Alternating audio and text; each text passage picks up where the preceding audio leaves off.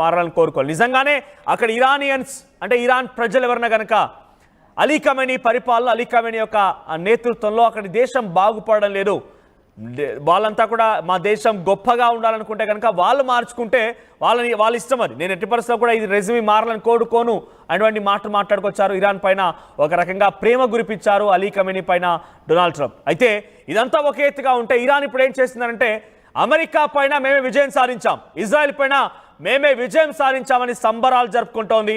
Iranian వీధుల్లో మొత్తం కూడా సంబరాలు పెద్ద ఎత్తున కోలాహలం నెలకొని, ఒక పండగ వాతావరణం నెలకొని ఇరాన్ ప్రజలు మొత్తం కూడా రోడ్లపైకి వచ్చి సంబరాలు జరుపుకున్నారు. దానికి సంబంధించిన విజువల్స్ని మీరు నా పక్కనే ఆ బాక్స్లో చూస్తున్నారు. సో అక్కడ పెద్ద ఎత్తున సంబరాలు జరుగుతూ ఉన్నాయి. ఒకవైపు అక్కడ పెద్ద ఎత్తున ఆ దాడిలో అంతా నష్టపోయామని చెప్పి వారంతా కొంత ఆందోళన చేయాల్సింది పోయి వారంతా కూడా సంబరాలు జరుపుకుంటున్నారు. మేమే గెలిచాం, అమెరికా పైన విజయం సాధించింది మేమే, ఇజ్రాయెల్ పైన విజయం సాధించింది మేమే అన్నట్టుగా వారంతా కూడా సంబరాలు జరుపుకుంటూ కోలాహల వాతావరణాన్ని, వీధుల వెంట పండగ వాతావరణాన్ని చూపిస్తూ ఉన్నారు. ప్రస్తుతానికి ఇరాన్లో పెద్ద ఎత్తున సంబరాలు అంబరాన్ని అంటాయి. ఆ రైట్ సైడ్ బాక్స్లో అక్కడ సౌండ్లు, డీజేలు కూడా మారుమోగిపోతూ ఉన్నాయి. మీకు ఆ విజువల్స్ని ఆడియోని వినిపించలేకపోతున్నాం due to some guidelines. కానీ అక్కడి సంబరాల తాలూకు ఆ విజయోత్సవాలు చూడండి. రైట్ సైడ్ బాక్స్లో వారంతా వీధిలోకి చేరిపోయి డిస్కో లైట్లు, డీజేలు పెట్టుకొని మరి సంబరాలు జరుపుకుంటారు. వాస్తవానికి ఇరాన్లో సుమారుగా 1000 మంది మరణించారని చెప్పి ఇరానియన్ మిలిటరీ అధికారులు చెప్పారు.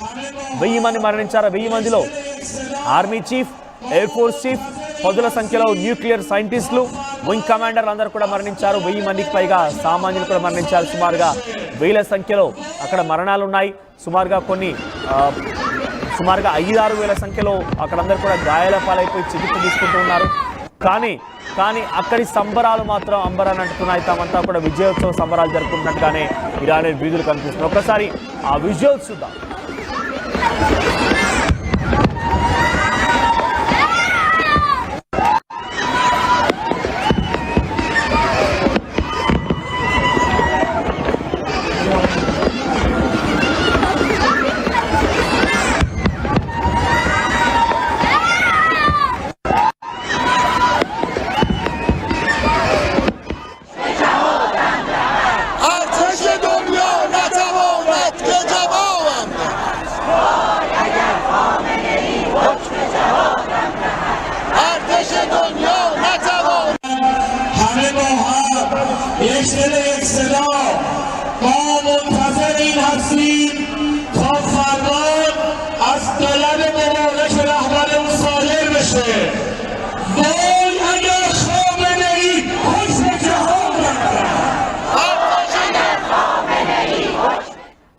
చూస్తున్నారు కదా, సంబరాలు అంబరాన్ని అంటాయి. ఏకంగా ఇరానియన్ ఫారెన్ మినిస్టర్ అగర్చి కూడా చెప్పారు, అమెరికా మా దగ్గరికి వచ్చి మోకరిల్లిపోయింది, మోకాలపై కూర్చుంది, మమ్మల్ని వదిలేయండి అన్నట్టుగా వేడుకుంది. కాబట్టే మేము ఈ సీజ్ ఫర్ అండర్స్టాండింగ్కి సిద్ధమయ్యాం, లేకపోతే ఎట్టి పరిస్థితుల్లో ఒప్పుకునేమే వాళ్ళమే కాదు అని చెప్పి అగర్చి చెప్తున్నారు. ఇప్పుడు అక్కడి సంబరాలు చూస్తుంటే కూడా ఈ రకంగానే కనబడుతోంది.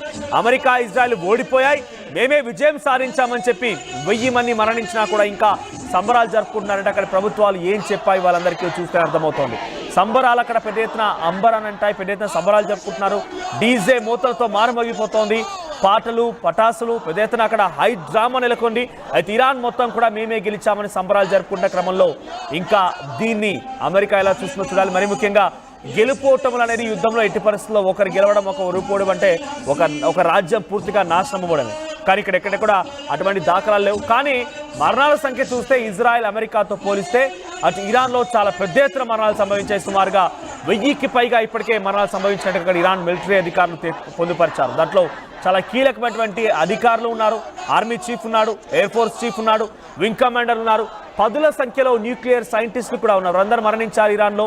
సో ప్రస్తుతానికి వారందరి మరణాల తర్వాత ఇరాన్ అక్కడ గెలుపును జరుపుకుంటోంది, విజయోత్సవ సంబరాలు జరుపుకుంటోంది అని అంటే ఇక అర్థం చేసుకోండి ఏం జరుగుతుంది అక్కడ అనేది. సో ప్రస్తుతానికి ఈ అంశం పైన డొనాల్డ్ ట్రంప్ని ఆయన నాటో దేశాల సమిట్కి వెళ్తున్న నేపథ్యంలో మీరు నిజంగానే అక్కడి పరిపాలన మారాలని కోరుకుంటున్నారా, అలీ ఖమేనీ పక్కన పెట్టి ఆ స్థానంలో ఇంకొకరు రావాలని కోరుకుంటున్నారా అంటే no, they was I don't want to do it because the resume change makes a big chaos, I don't want to bear that chaos అంటున్నారు ఆయన. అంటే అక్కడ ఒక గందరగోళ వాతావరణం నెలకొనే అవకాశం ఉంది కాబట్టి నేను అక్కడ ప్రభుత్వాలని పరిపాలనని మారుకోవాలని చెప్పి నేను కోరుకోను అని చెప్పి డొనాల్డ్ ట్రంప్ అంటున్నారు. They was no need of change in regime in Iran అంటున్నారు ఆయన. సో ఇరాన్లో అక్కడి పరిపాలన మారడం నాకు ఇష్టం లేదు, నేను ఒప్పుకోను, ఒక రకంగా నాకు అనవసరం అంటూ కూడా మాట్లాడుకొచ్చారు ఆయన. సో ఇప్పుడే బంకర్లో నుంచి ఈ యుద్ధం సీజ్ ఫర్ అండర్స్టాండ్ నేపథ్యంలో ముగిసిన తర్వాత అలీ ఖమేనీ బయటకు వస్తున్నారు. బంకర్లో దాక్కున్నారు ఆయన, కుటుంబంతో సహా వెళ్ళిపోయి ఒక సేఫ్ జోన్లో బంకర్లో దాక్కున్నారు ఆయన తమ ప్రాణాలు కాపాడుకున్నారు. ప్రస్తుతానికి ఇప్పుడే బంకర్లో నుంచి ఆయన బయటకు వస్తున్న విజువల్స్ కూడా ఎక్స్క్లూజివ్గా మీరు ఆర్టీవీ స్క్రీన్ పైన చూస్తున్నారు. Ali Khamenei supreme leader, Iran supreme leader Ali Khamenei ఒక బంకర్లో దాక్కున్నారు. మూడో రోజు ఆయన అటు ఇజ్రాయెల్ చేసేటువంటి భీకర యుద్ధాన్ని తట్టుకోలేక బంకర్లోకి వెళ్ళిపోయారు. ఆ తర్వాత అమెరికా అధ్యక్షుడు డొనాల్డ్ ట్రంప్ కూడా ఒక ప్రకటన చేశారు. అలీ ఖమేనీ ఎక్కడున్నారో తెలుసు, ఎక్కడ దాక్కున్నారో తెలుసు, కానీ ఇప్పుడు ఆయన ప్రస్తుతానికి సేఫ్గానే ఉన్నాడు. మేము ఆయన ఏ విధంగా కూడా హత్య చేయదలుచుకోలేదు.